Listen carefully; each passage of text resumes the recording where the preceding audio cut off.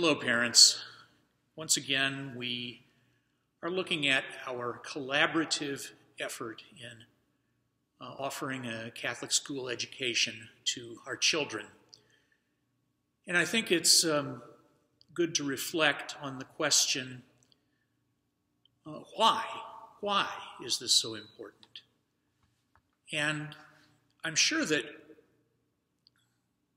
many of us could go right to kind of a bottom line and say that we are doing this so our children will go to heaven. And yeah, that's our concern. At the same time, we realize that our God is concerned with this life right here, right now, and that all of us, as the people of God, are called to look upon humanity, all the world's people, with reverence and respect. So I'd like to share with you a few experiences of mine in connection with Catholic schools by which I found myself really taking in the enormity of the dignity of human beings, where I saw myself needing to grow, and where I realized that, in fact, heaven breaks in when we act with mercy and justice and allow our God to adjust our way of looking at things. So you may have heard this story before, but this was something that happened when I was in 8th grade. I went to Our Lady of Lourdes School in Decatur and St. Teresa High School, likewise in Decatur. And when I was in 8th grade at Lourdes, I heard an announcement from our principal that a new parishioner was going to lead a musical group, and I was interested in that.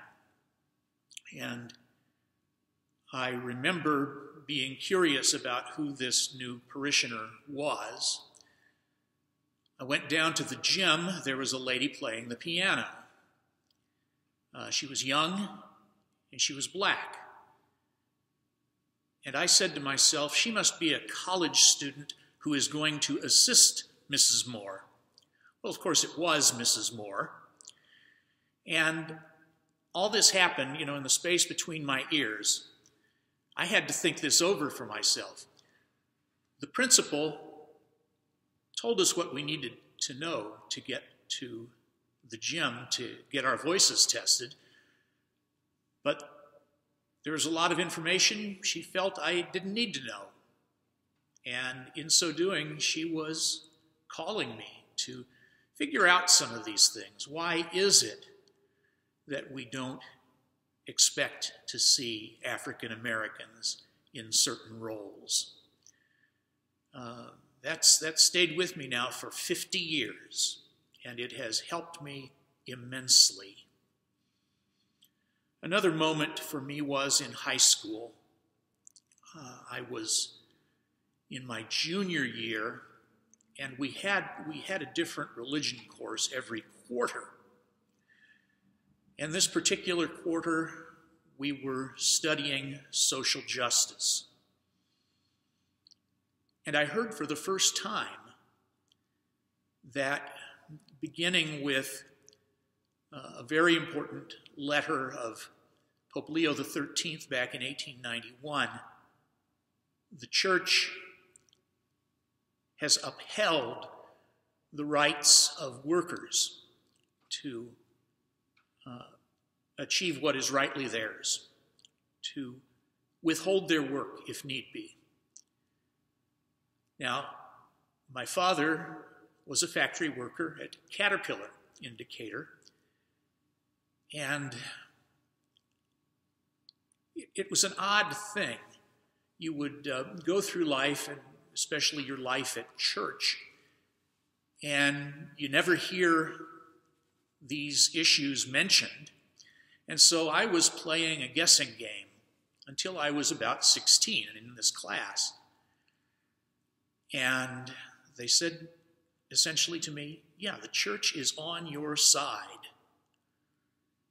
And I have to say that that experience, that learning about the depth of the social teaching of the church, was a signal of credibility, which I had not had before. And by credibility, I mean credibility such that I might think about becoming a priest in this thing we call church.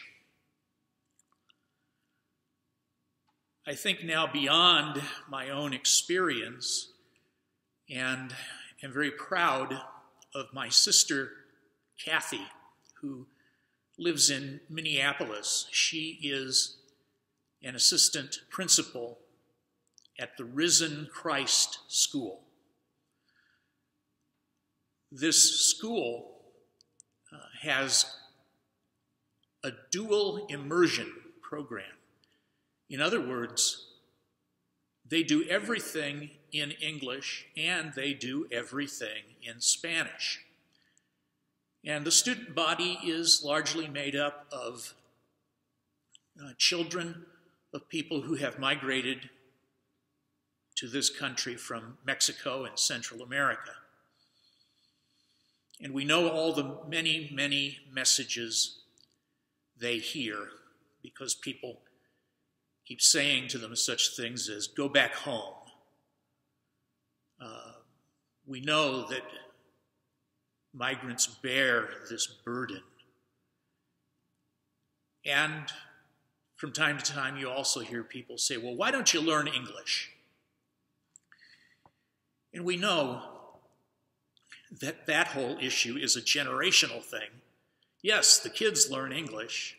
The adults may have more difficulty with it, but it is in keeping with our human dignity that we recognize that people are people.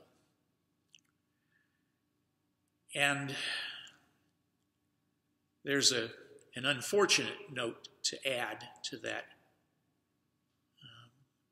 situation that my sister is in. It happens that the Risen Christ School is located just 3 blocks from where George Floyd was killed last May.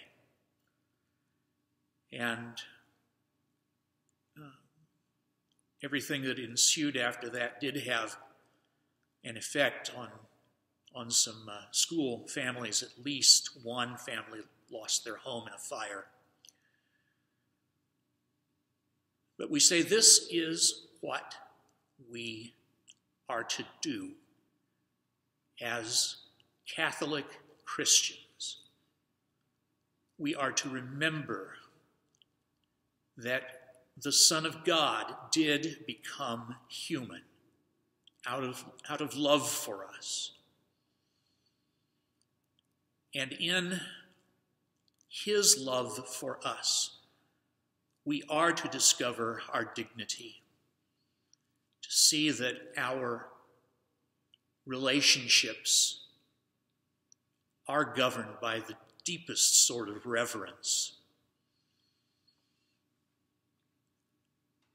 So these are some thoughts which, as I say, I believe help us to recognize that heaven breaks into this strange human existence of ours.